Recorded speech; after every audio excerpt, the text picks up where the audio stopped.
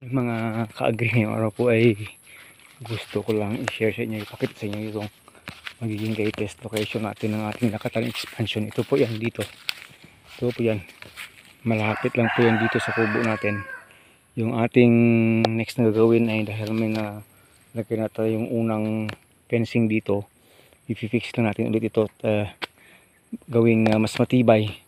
Maglalagay po tayo dito ng more na fencing hanggang doon sa dulo para po yan dito ay hindi na mapasok ng ating kambing at saka magki-clearing po tayo dito.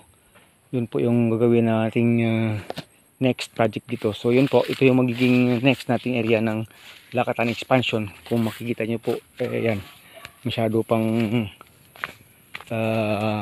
tawag doon, masukal. Nag-start na tayo kapon dito ng paunti-unting paggapas nitong mga matataas na mga talahib. Ito po. So magki-clearing po tayo dito. 3 kahon po ito, 1, 2 at doon sila yung pangatlo. So yung gagawin natin dito, magki-clearing po tayo dito pagkatapos po na malagay yung fencing dyan. Dyan po ang ganyan sa boundary namin ni Ma'am Che. At saka malagyan ng gate dyan.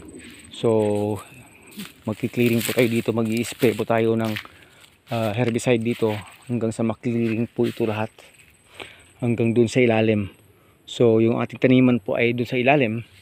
Yun po, palapit ng palapit po tayo dito sa ating kamalig, sa ating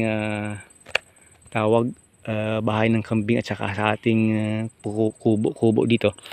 Dahil ito na magiging next talaga na area. So dito in between po ng ating nyug, tatamnan po natin yan. At gaya doon sa kabila, natamnan na doon. At ito na yung next. Pinapakita po natin sa inyo.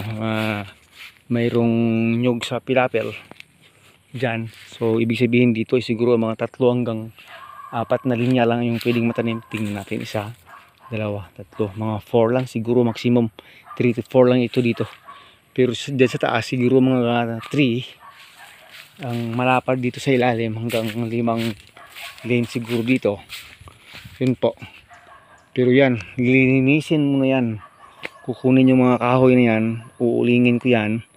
At mag-i-spray po tayo dito ng pang-clearing na herbicide. Lahat itong mga dahon ng nyug na tawag magulang na, mature na, pwede natin gawin panggatong para masindihan yung ibang mga dahon-dahon doon, mapaapuyan or anything na pwede natin gawin. So yun po, ito yung magiging next expansion dito kasi palagi lang natin dinadaan-daanan yan dito.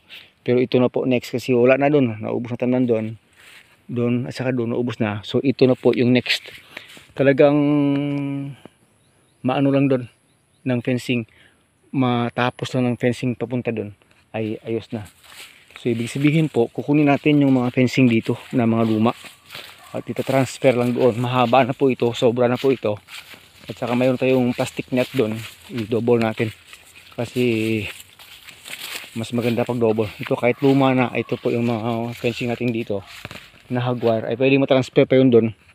So magiging safe. So dyan po yung ating taniman currently ng ating Lakatan. So yun, pinapakita natin sa inyo, ito yung magiging next na area expansion. Mayroon nakatanim dyan sa gitna na suwa, kalamansi. So we will see. Pag ito ay na-clearing na, malalaman na rin natin yung magiging next nating na gagawin dito pag na-clearing na lahat. Either papabutas natin, patulong tayo kay Sir Samuel kung sino yung available, at saka yun na yun. At saka yung dito sa gilid, tanman natin ulit ng bagong napier grass dito. At dyan sa pilapel, 2 pilapel dyan sa taas ay tatanman na rin natin yan ng ating napier grass, mga ka-agree. So yun po, papasok na po yung Bagong Wilma, andyan na po sa summer area. Tayo ay naghahanda na rin umuwi kasi okay na rin yung ating mga doon, mga kambing doon. So yun yung pinag-iisipan natin kasi nga marami pa tayong planting material dito, marami tayong suckers dito. Pag hindi ito na-transfer, sayang po. Malamang kung hindi yan matuloy ngayong last week ng December, first week of January ay mapatamnan na natin dyan sa kabila ng galing dito. Kasi sayang ng panahon, habang may panahon pa, mayroon pa tayong La Nina hanggang February daw may ulan, March. So ibig sabihin, maikli lang yung summer natin, ulan na naman. So yun yung ating tawag, pagugulan ng pansin. Syempre yung gagawin natin talaga kailangan talagang ano natin yun, mahabol natin yun. So ito yung itsura ng ating lakatan dito, parang hindi maintindihan. Pero sabi ko nga sa inyo, pag ito po ay halos maubos ng harvest dito at wala nang susunod pang malakas na bagyo na dadaan dito, pag nag-clearing po tayo dito at pag makuha itong mga nagbubunga sa ngayon, babalik ito sa dati, papagandahin natin ulit ito, papalinis natin ito, at saka talagang i-rejuvenate natin yung mga itsura ng mga saging dito, parang bagong tanim lang, gaya na pong noong unang nagtanim tayo dito. Kasi ilang bagyo yung dumaan, ito yung itsura nila. Nasusustain lang po natin hanggang sa makapagbunga.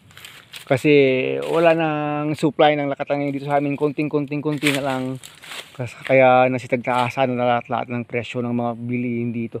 Pati yung siling labuyo, umabot na ng 350 pesos per kilo. Ganyan nakawahal dito yung siling labuyo. Yung hot pepper, hindi yung maliit, yung mahaba, siling mahaba, 350 per kilo. Dito pa lang po yan sa amin. Halos lahat na po ng mga farm commodities nagmahalan na talaga, nagsitaasan na ng presyo. So yun, yung mga kagri, sinishare natin sa inyo dyan. Ito lang yung pagitan itong maliit na sapa lang na nandito, may maliit na sapa yan dito, yun yung pagitan dyan. Mag-i-expand na naman tayo ng ating taniman ng lakatan, mga kagri. Abang yun dito, mimintain na natin yung beauty niyan. Pag dumaan po si Bagyong Vilma at okay na yung panahon, ay siguro mag-apply tayo ng abono dito, kahit man lang urea, na makapag ano man lang, makapagdagdag man lang ng beauty. Kasi nga sobrang na stress talaga ito sa bagyo, itong ating lakatan. So yon, once again po, Agritechnics TV po, naipakita na natin sa inyo yung bagong location. Kasi pag paubos na yung ating mga area dito, talagang mauubos talaga, pagtatamnan talaga. Kasi nagbawas tayo ng number of goats natin para po man lang matamnan yan dito. Kasi paliit na paliit yung grazing area ng ating mga kambing. So sabi ko nga, nagtanim ako ng diretsahang napier grass dun sa kabila.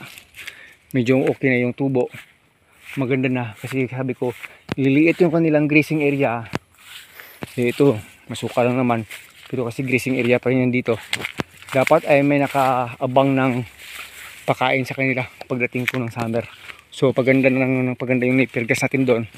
At ito rin, pag na-clearing po ito, lahat pong sa pilapel, tamnan na rin natin ng napier grass. Lahat ng pwedeng tamnan ng napier grass, para po ma-utilize lahat ng area dito, may pakinabang. At saka yan dito, dyan, magtatanim ulit tayo ng isang puno ng takunan. At dito na rin, kasi nga sayang ng space, hindi natubo, tamnan natin ulit. Kasi marami tayong pantanim nyan na takunan dwarf, mga kaagri. So yun, ito po yung ating magiging latest area of lakatan expansion. Hanggang sa muli, paalam na, bye bye, maraming salamat po, ingat tayo. Papasok na yung Bagyong Vilma, nandyan na, grabe na yung kulimlim, talagang nandito na.